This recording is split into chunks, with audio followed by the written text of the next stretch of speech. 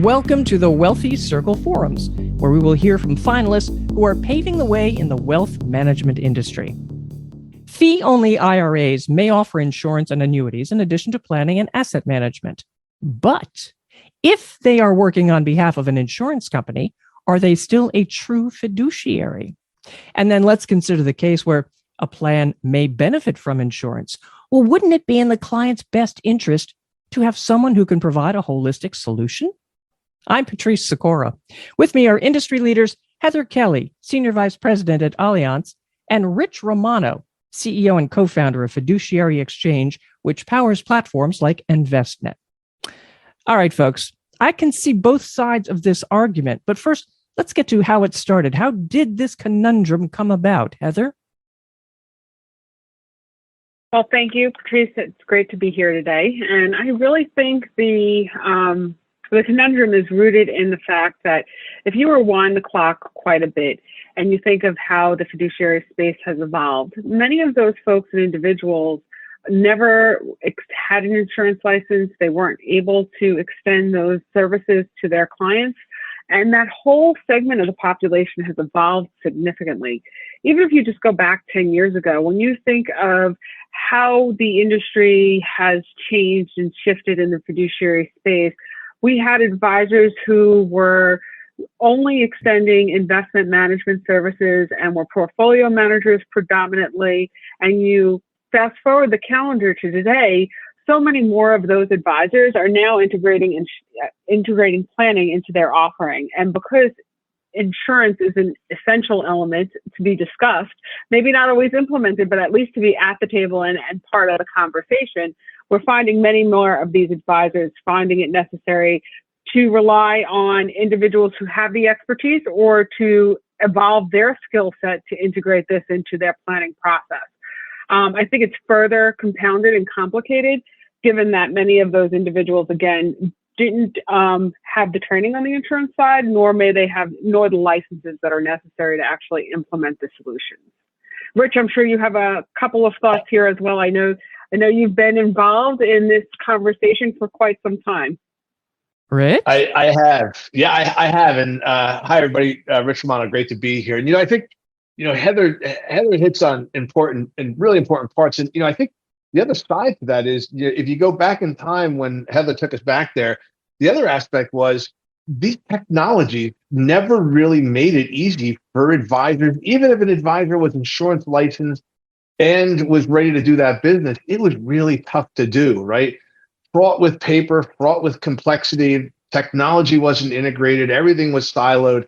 Nobody said wealth management and insurance in the same breath when they thought of platforms and how they service their clients. So, it's always this away transaction that even if they were a planner, they never could represent to a client in a single quarterly performance report or a statement, here's how you're doing holistically, right? And you'll hear me say the word holistically a lot because, it's really important. And when you fast forward to today, now, right, you've got products that are not just commission-based annuities that drop the commission and they said they're fee-based, right? The product evolution has also come a long way that you truly now have fee-based vehicles that align very well next to a mutual fund, an ETF, a separately managed account, a UMA, so that a client can truly act as a fiduciary, right? The problem, I think, has always been, how can I exhibit that I'm being a fiduciary? And that requires integrated solutions that let the advisor not only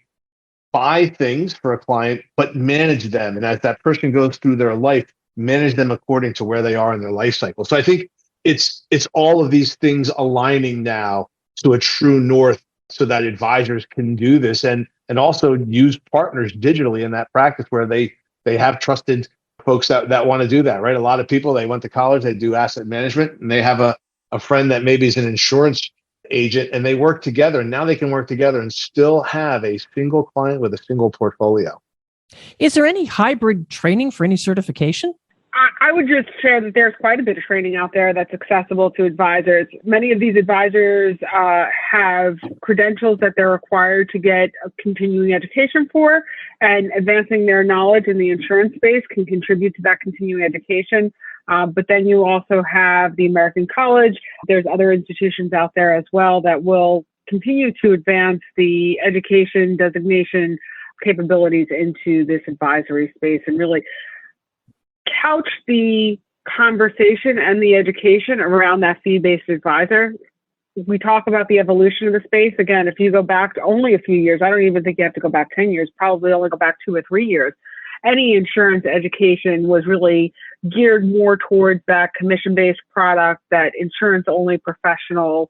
It has really evolved significantly in a relatively short period of time, and really catering and curating content that speaks to the advisor who is sitting in that fiduciary planning situation. Rich? Yeah, it's great, and I think if you went back just a couple of years ago, I think it's another great not in our pretty recent past. When you went to a lot of these wealth management conferences, there was tons of CE sessions around investments and fiduciaries, and now what do you see? You see a lot of CE sessions for insurance that you have fee-based advisors going to. So it continues to not just be, I'm an insurance person or I'm an investment person, right? I'm a investment manager, I'm a planner, that's what I do. So they have to start looking at these things across, what we would call the essential asset classes that they have to be, well educated in, and above all the traditional things that they have to go to, related to, whether it's regulated or unregistered, that they still have to do anyway.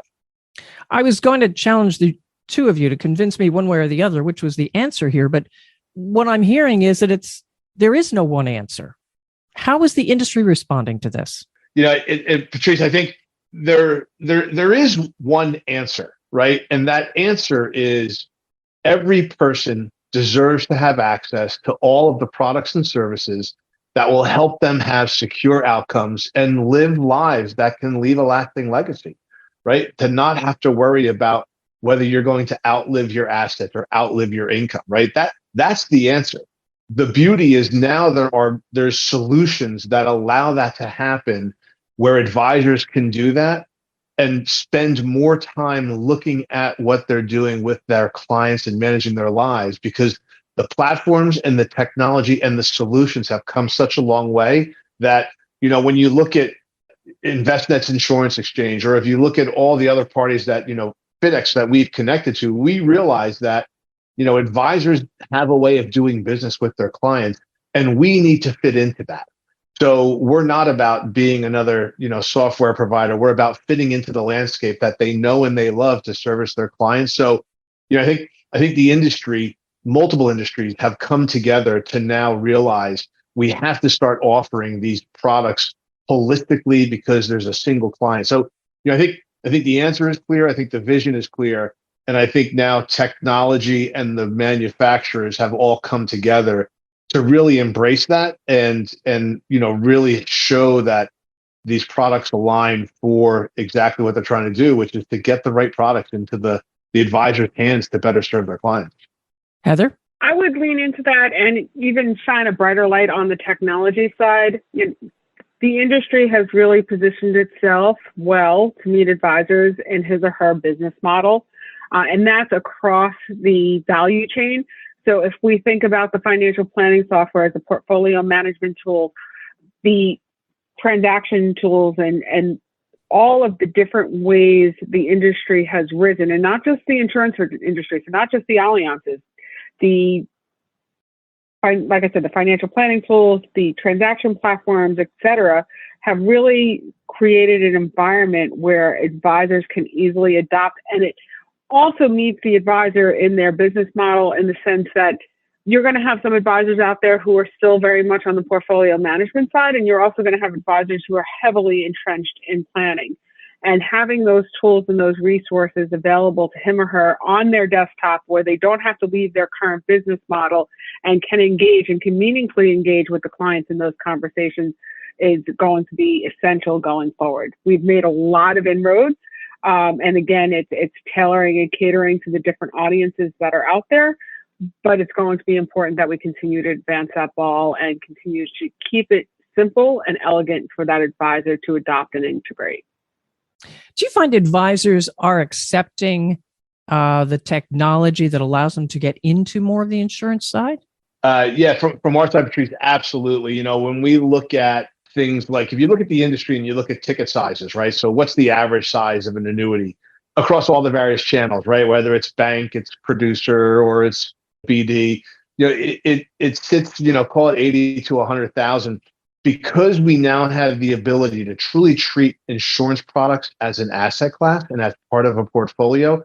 We're seeing ticket sizes 2 to 3 times that size, because now the advisor can say, I'm not just thinking about a fixed income alternative. I'm thinking about underperforming large cap ETFs where, after tax drag and after, where they perform, I can go into a registered indexed annuity or a fixed indexed annuity, protect against the downside, and still give my client upside potential. And now I can see it holistically managed to a risk tolerance, to an asset allocation, and then manage that asset allocation as the market continues to ebb and flow or that client's life, changes. So we are seeing, we, at FIDx, we actually see almost the inversion of the industry, right? We see significant fee-based volumes compared to commission-based volumes, and where holistically the industry is at very high commission-based volumes and lower fee-based volumes. So we are seeing advisors start to move because of the ease of processing and what Heather had said, right? Everyone is surrounding the use of technology. So now wholesalers and other folks that work with these advisors are starting to do more of technology enabled selling versus here's the product, here's the paperwork, go fill this out, and hopefully all goes smooth. From the way you two talk, why is this still a debate? Heather? I would say that whenever we have to change behaviors and learn something new, it is always a challenge. We are humans by nature, and we are going to gravitate towards what's familiar and what's known.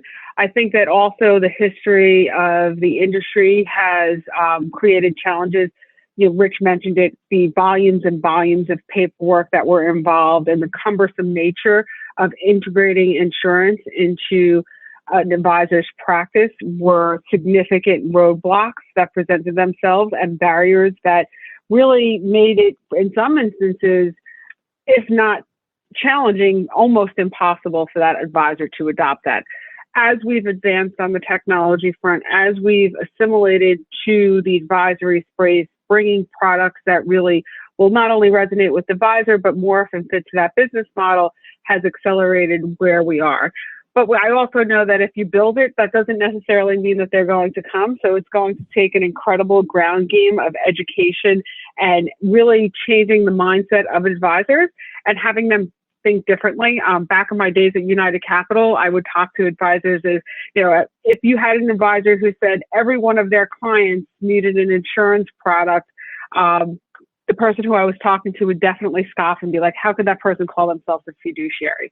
I would say the converse is also true, though. If you have a book of clients that you're shepherding and you're helping and bringing them through their life cycle, to think that there's never an opportunity and never an instance where an insurance can amplify the probability of outcomes, then are we acting in a fiduciary responsibility? And just that change of mind shift and looking at it a little differently, I think is important. But again, it's an incredible ground game because it is such a difference and such a shift for advisors. Rich, any thoughts? Yeah, I agree. Right. I was trying to come up with some analogy to it, and I agree with the behavior part 100%. Right, and I think it's kind of like they always tell you, don't touch the stove when the gas is on. Right, you're going to get burned.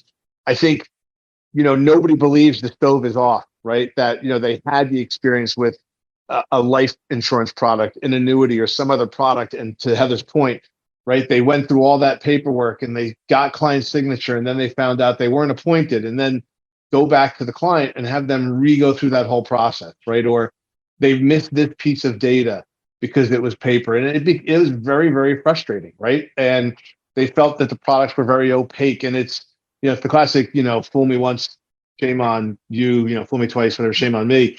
They don't want to go back. So I think it's pretty easy to live sometimes in the liar's box and say it can't be any better. But we are seeing that once they dip their toe in the water, right, the repeat usage and advisors coming back, right? I mean, the industry, I think, classifies advisors as passive. They do very few tickets. Active, they do a good number. But then the advocate bucket, that once they start embracing insurance products in their practice, they start doing a large number because they understand the benefit to the client. And, what Heather talked about, right? Through education, through getting everyone trained up so that they can understand how they use these things, they start to grab a hold of it and they move on them. So, I think some set of the population will never move, but we're seeing that. So I think debate versus, just I am where I am and that's good enough for now. And I do think you're going to start seeing, with the changing demographic of advisors, more technology usage, right? Less paper, less face-to-face, type interactions, because younger generations demand, almost the classic, dare I say, gamification of everything, right? Where it is technology driven. So, I think it's a matter of time. The other thing I would say is I also think that the client has changed. If you look at the demographics of the clients that we're serving, we're getting older. So oftentimes when I'm talking with advisors, I'll use myself even as an example. If I have an amazing advisor, first of all, he is really quite fantastic, but even in this turbulent market, but if something happened to me tomorrow, there's nothing that would replace my income like my term insurance. That gives my family peace of mind to make decisions on what they want to do, not what they have to do. And the planning tools that we have out there really demonstrate that significantly. And then on the annuity front too, clients are moving into those distribution years, and income distribution is something every advisor is talking about. Every advisor has a client in his or her book where their client is beginning retirement. We now have the volatile marketplaces present too, which make it even more unnerving for somebody who's recently retired or going into retirement, and even for those who've been retired for quite some time. So it creates an environment for advisors to really take a look at what those vehicles are and what's going to create the best outcomes. Well, Rich, Heather, great discussion. Thank you for listening to this Wealthy Circle podcast. And for more Wealthy Circle podcasts, visit WMTV on wealthmanagement.com.